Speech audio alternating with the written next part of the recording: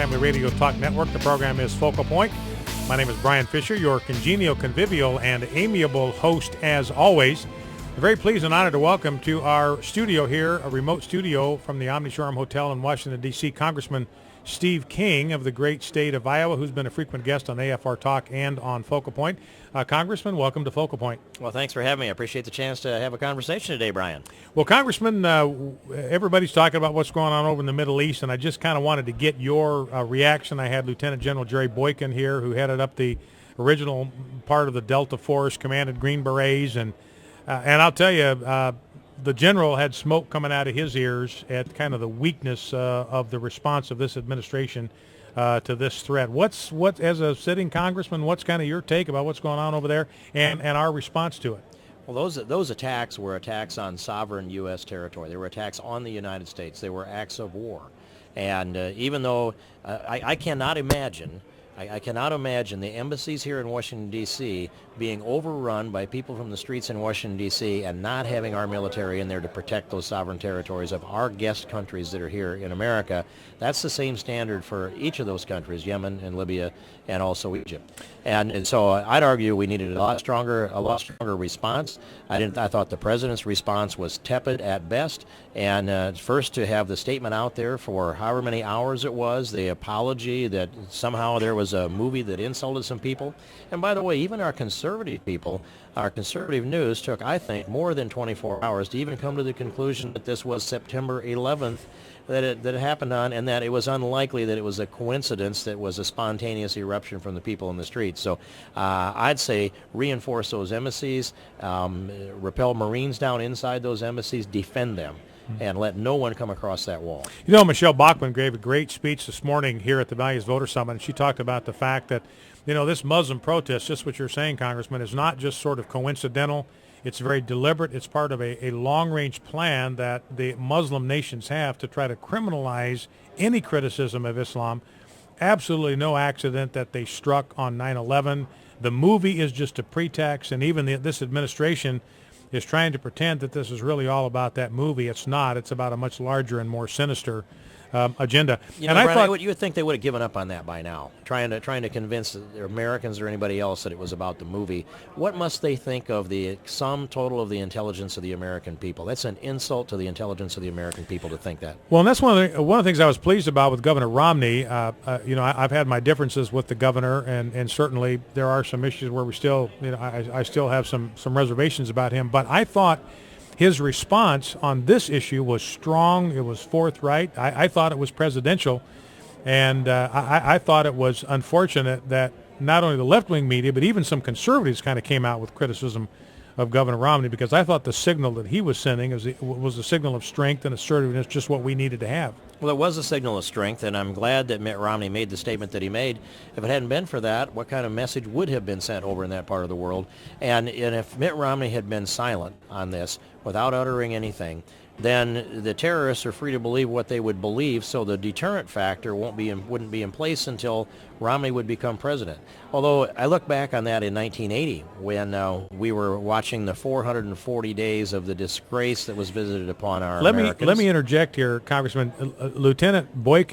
General Boykin reminded us that in 1979, when the Muslims assaulted our embassy there, the Marines were under orders not to shoot back. This is under Jimmy Carter, another Democratic president. We're seeing that same kind of just abject weakness over in the Middle East right now under this president. Well, and I don't know yet, and I don't know if the public knows the rules of engagement that we were bound by in the current time. But we do know the rules of engagement back in 1979 when this began to take place. Actually, it must have been in 78, wasn't it? It was 444 days, so the fall of 78 when that happened. But what I remember is the split screen with Ronald Reagan swearing in to become president of the United States and the hostages being released, get them out of Iran before Ronald Reagan became commander-in-chief and could actually order what it was about to happen. You know, and what I thought was significant about that is Ronald Reagan was elected on November 4 or 2, but the hostages weren't released until he was sworn in. So even if Governor Romney wins the election on November 6th, we've still got some serious vulnerability. And if Governor Romney sends a strong enough signal, then maybe we'll see something good happen when he's sworn in on January 20th. Well, that's right. And Ronald Reagan, this is the way I remember the history, and it's been a while ago, he said, I have a plan, and I will enact the plan, and I'm not telling you what that plan is. Swear me in as president, then it'll happen. Mm-hmm. And they believed him. They knew he was dead and one serious. of the funny things about it, we've joked about this in my family. We have three grown sons now, and they were little then, and my wife always cut their hair. And so my middle son, Mick, was sitting in Marilyn's barber chair, and she was watching this on television and just cut a little more of his hair, and by the time the hostages were released, the little old Mick had hardly any hair left on his head. You know, Paul Ryan, the vice presidential nominee for the Republican Party, gave a great speech today. I was disappointed, Congressman, he didn't talk more about marriage, but he was strong on the Constitution. He was strong on national defense. He was strong on the sanctity of life. And he was also strong on the issue of American exceptionalism, freedom, economic freedom. I know these are issues that are near and dear to your heart.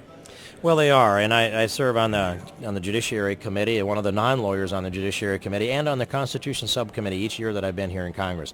I argue it this way, that the Bible is written with divine inspiration. That's the highest level I know. And the Declaration and the Constitution are written with divine guidance. I believe that the hand of God moved our founding fathers around like men on a chessboard to shape this nation. And that's the level I put with it. And then if you look through the Constitution, and primarily in the Bill of Rights, you see the pillars of American exceptionalism written out in clear terms, clear to us, I think: freedom of speech, religion, the press, the right to assembly, keep and bear arms, property rights. The powers devolve down to the states or the people respectively. You pull that out of the history of this country, you don't have a United States of America. In addition to that, there's free enterprise capitalism, another essential pillar of American exceptionalism. But throughout the breadth of this, America could not be the shining city on the hill that we are, that Ronald Reagan so clearly articulated, if we didn't have the rule of law. Those things are sacrosanct, and I'll argue that the shining city on the hill sits on top of the beautiful marble pillars of American exceptionalism. And if you can imagine that the left is out there every day with their little jackhammers chiseling away at those marble pillars of exceptionalism, undermining the freedom of speech, religion, the press, the right to keep and bear arms, property rights, undermining our moral values, our Judeo-Christian values, and Western civilization as another component of that, imagine how they're eroding the underpinnings of that shining city on the hill. They're trying to get it to collapse and tumble.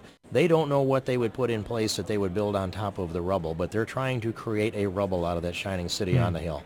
One last question, Congressman. Yesterday there was a vote in the House, and it looked to a lot of us that like it was another effort to kick the can down the road for 6 months, kind of get past the election without dealing seriously with the budget, with overspending. So a lot of folks that were disappointed. I know there were 91 Republicans that voted against that thing because it looks like it's kicking the can down the road. 30 seconds, your take on what happened yesterday, good, bad, indifferent? Well, there wasn't going to be a fight over the budget. That was it. I've been trying to create one all along. I tried to shut off all funding to implement or enforce Obamacare. We couldn't get that done. The rules went against me on that amendment. The debt ceiling was the next place. Once those two things failed, we need an election to fix the problem. So let's get to the election. That was my view. So November 6th becomes a critically important day to bring some sanity to the budget process. Congressman Steve King has been my guest here, coming to you live from Values Voter Summit in Washington, D.C. Brian Fisher, my name. Thank you, Congressman, very much for sitting in. Thank you very much, Brian. I appreciate it. Stay with us. Back in 2.